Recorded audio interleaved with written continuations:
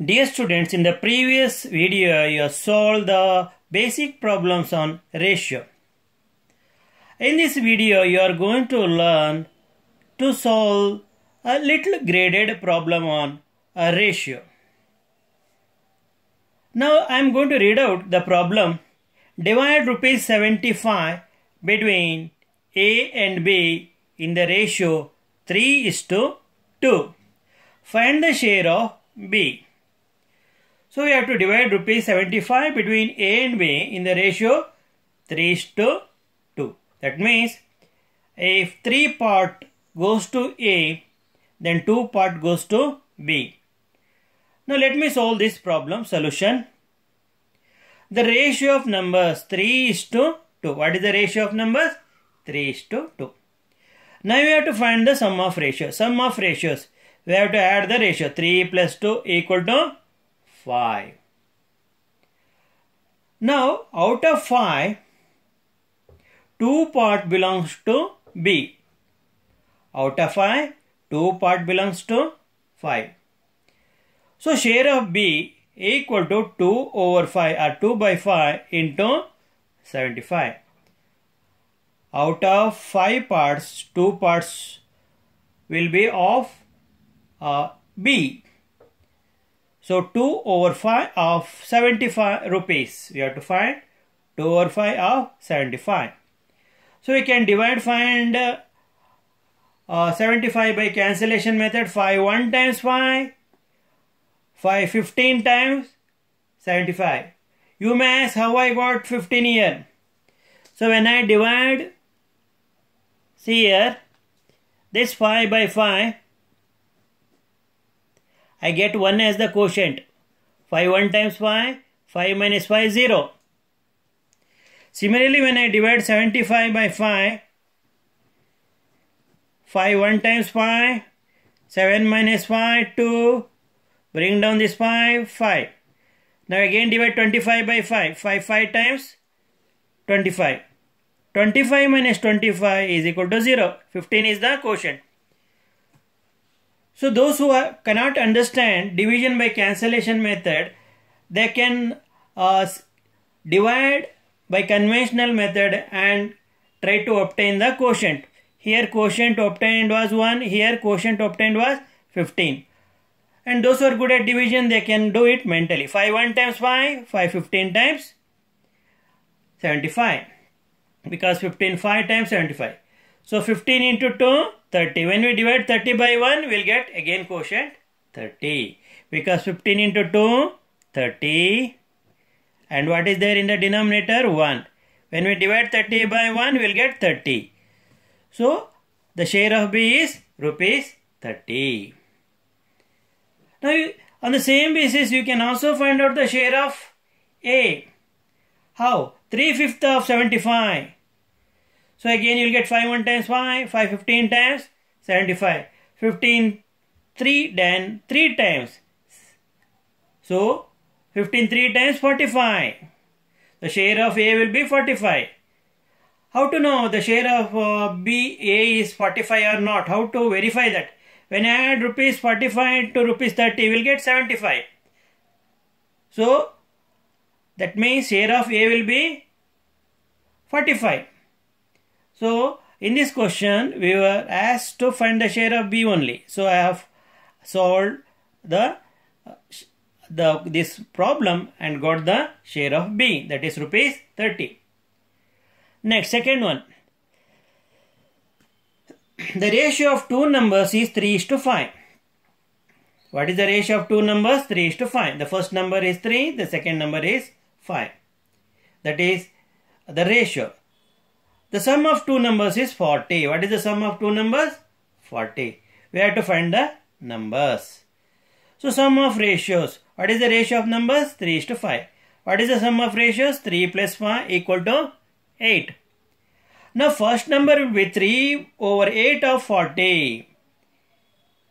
3 part of 8 out of 40.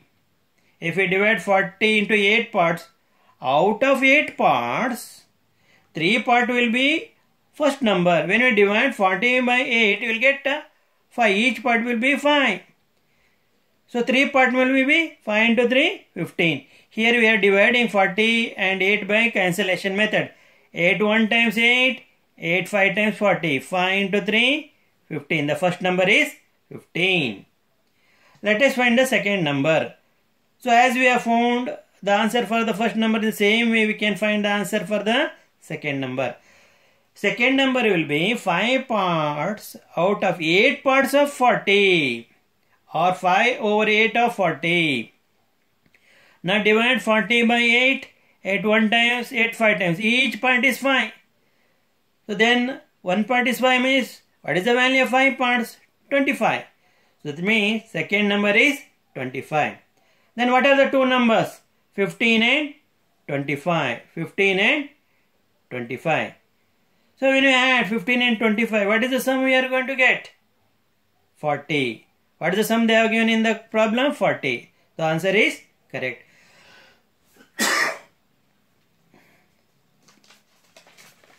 The third one. The cost of 100 grams of coffee powder is rupees 24 and 1 kg of tea powder cost rupees 80. Find the ratio of the cost of coffee powder and tea. They have given the cost of 100 grams of coffee powder, that is rupees 24, and the cost of 1 kg of tea powder as rupees 80. Now we have to find the ratio of the cost of coffee powder and tea. Now we have to equalize the weight of the tea powder and the coffee powder. They are given the 100 grams of, that is cost of 100 grams of coffee powder. The cost of 100 grams of coffee powder is rupees 24. Now we have to find the cost of 1000 grams of coffee powder, because here they have given 1 kg of tea powder. So that means we know that 1 kg of coffee powder is nothing but 1000 grams. So if you multiply 24 by 10, because 100 grams is equal to 24 means, to get the value of the 1000 grams, you have to multiply 24 by 10. You will get rupees 240. This is the cost of 1 kg of coffee powder. You may ask, why have calculated the cost of 1 kg of coffee powder? Because they have given the cost of 1 kg of tea powder. So while comparing, both the quantities must be having the same weight. So ratio, that means 240 is to 80, because the cost of 1 kg of coffee powder is 240 and the cost of 1 kg of tea powder is 80. So you can convert 240 and 80 in the form of a ratio, 240 by 80. 0, 0 you can cancel, 0 in the numerator and 0 in the denominator. So you are left with 24 and 8. Now I am dividing the denominator by 8. 8 1 times 8, and I am dividing 24 by 8 again. I will get 3. What is 3 here? 3 is the quotient obtained by dividing 24 by 8. What is 1 here? 8 is the quotient obtained by dividing 8 by 8. So remember, so while dividing 24 and 8, you have to divide by the same number. So what is the answer? 3 over 1. So if you convert into ratio, you will get 3:1. Therefore, ratio of the cost of coffee powder and tea is 3:1. Now let us move to the next problem.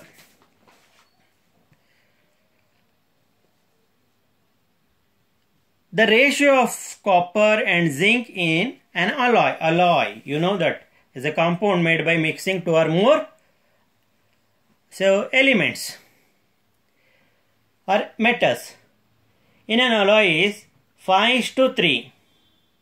That means, what is the meaning of 5? For every 5 parts of zinc, there will be 3 parts of, so that is, for every part of 5 parts of copper, there will be 3 parts of zinc. That is the meaning of 5:3. The weight of copper in the alloy is 30 grams. So what is the weight of copper in the alloy? 30 grams. We have to find the weight of zinc. So they are given the weight of copper, that is 30 grams. We have to find the weight of zinc. Now we have to make use of this ratio. So what does actually this ratio tell us? The antecedent will tell about the ratio of copper. So if you convert this into the weight, if the weight of copper is 5 gram, then what is the consequent? 3. So let us relate it to the weight of the zinc. Then the weight of zinc is 3 gram. By looking at this ratio, we can say if the weight of copper is 5 gram, then the weight of zinc is 3 gram. I think you have understood. Now, what is the weight of copper they have given? 30 gram. If the weight of copper is 30 gram, then what is the weight of zinc? Now, what we have to do? We have to divide 30 by 5. So, we have to divide 30 by 5. You will get 6 here. Each part will be having value 6. Multiply by 3. 18 grams. 3 over 5 into 30. So, you are going to get 18 grams. Now, whether this is the weight of the zinc. To know whether the answer is correct or not, let us verify by comparing the weight of copper and weight of zinc. What is the weight of copper? 30 grams. What is the weight of zinc? 18 grams. So, we can write this as 30 is to 18. Now, convert this in the form of fraction 30 over 18 and divide numerator by 6, divide denominator by 6. So, 6 5 times 30. 6 3 times 18. What is 5? Quotient obtained by dividing the numerator 30 by 6. What is 3 in the denominator here? It is the quotient obtained by dividing 18 in the denominator by 6. So 5 over 3 or 5 by 3 is equal to 5 is to 3. What is the ratio of copper and zinc given in the problem? 5 is to 3. That means the answer, that is 18 gram, we have got for the weight of zinc is correct.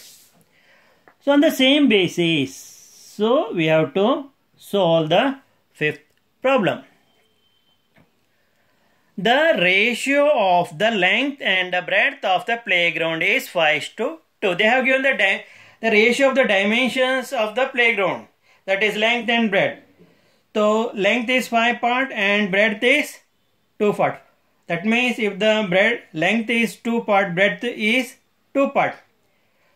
They have given if the breadth is 40 meter. If the breadth is 40 meter, what is its length? They have given 40 meter as the breadth. We have to find the length of the playground. Now let us analyze the problem. What is the ratio of the length and breadth of the playground? 5 is to 2.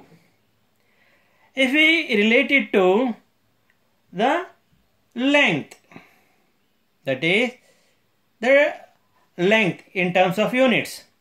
So if the breadth of playground, that is antecedent, if we relate it to the length of the playground, so in the same way we have to relate the consequent to the length, that is the breadth of the playground.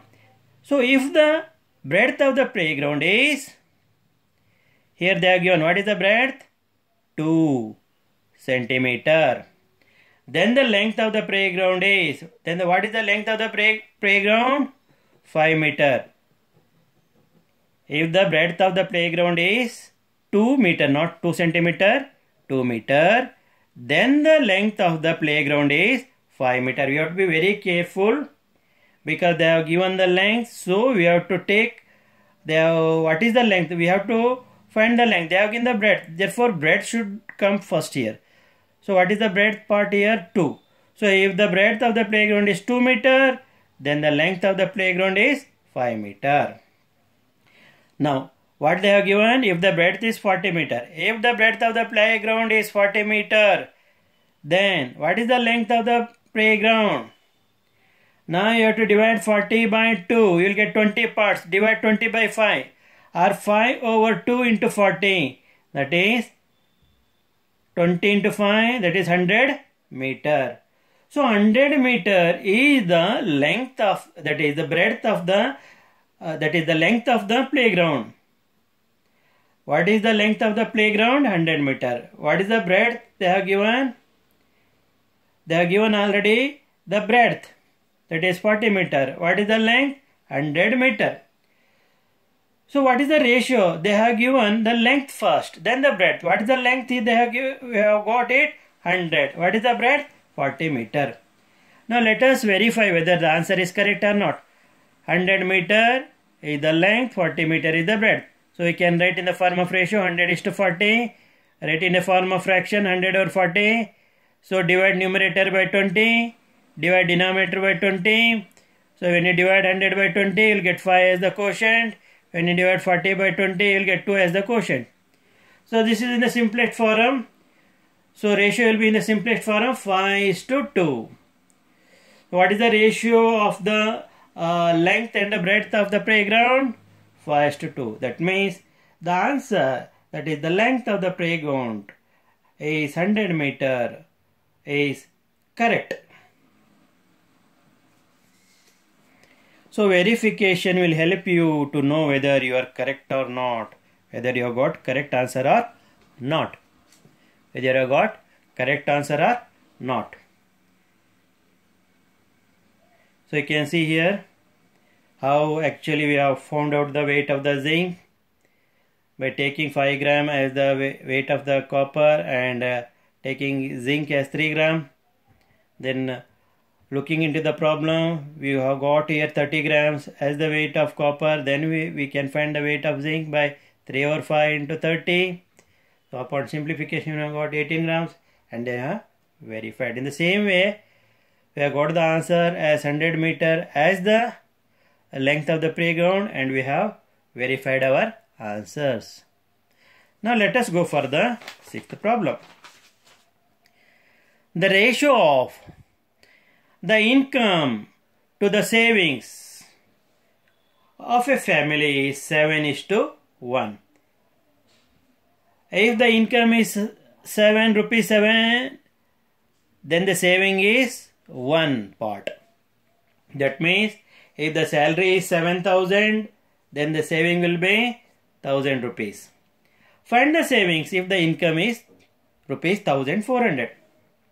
Now we have to find the saving if the income is rupees 1,400. Now let us relate this ratio to the savings and income. Now the antecedent, the past, is related to the income and the consequent part is related to the savings. Now if rupees 7 is the income, if the income is rupees 7, then the saving is rupees 1. So by looking at the ratio, we can tell the savings. Now they have already given the income, that is rupees 1,400. If the income is rupees 1,400, then what is the savings? Now you have to divide 1,400 by 7. By cancellation method, you will get 200 as the quotient. So multiply 200 by 1 and you will get 200. So we have to divide 1,400 by 7. You will get each part as 200 because one part refers to the savings. So because we have to divide 1,400 into 7 part. What is the value of each part? Rupees 200. So one part refers to the savings. Then what is the saving value? That is rupees 200. Whether we are correct or not. So we have to compare the income and the savings. What is the income? 1,400. What is the saving? 200. So in the form of ratio, we can write it as 1,400 is to 200. So already told in the ratios, units are not considered. Next. So let us write this in the form of fraction. So why do we write in the form of fraction? For calculation purpose. Now here 2 0 in the numerator and 2 0 in the denominator get cancelled. Why I have cancelled? To make the division process easy. We get 14 over 2 or 14 by 2. So let us divide numerator and denominator common number, that is 2. 14 by 2 and 2 by 2. So when we divide 14 by 2, we will get 7 as the quotient. When we divide 2 by 2, we will get 1 as the quotient. So that is 7:1. What is the ratio of the income to savings which is given in the problem? That is 7:1. So the answer, that is rupees 200 as a savings, is correct. Next, the last problem.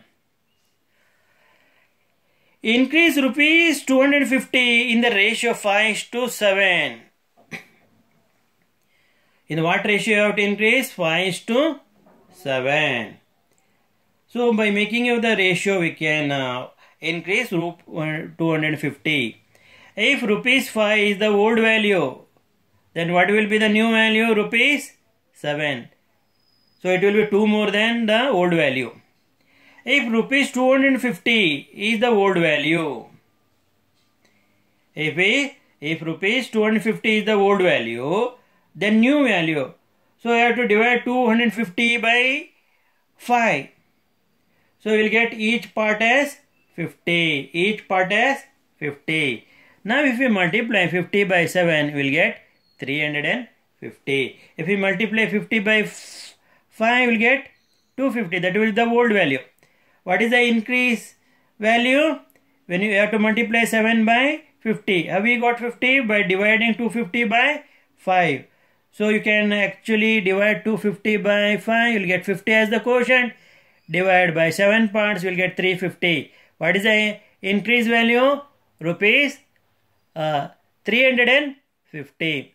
To know whether it is correct or not, we have to do verification.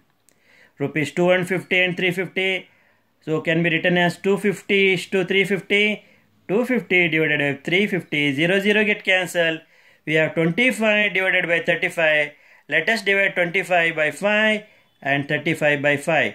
5 times 25. 5 7 times 35. 5:7. So what is the ratio? In what ratio we have to divide 250? 5:7. So this is given in the problem. That means the answer we got as 350 rupees 350 is correct. Dear children, there are many problems on ratios in the next video. So we will be having many problems for solving them.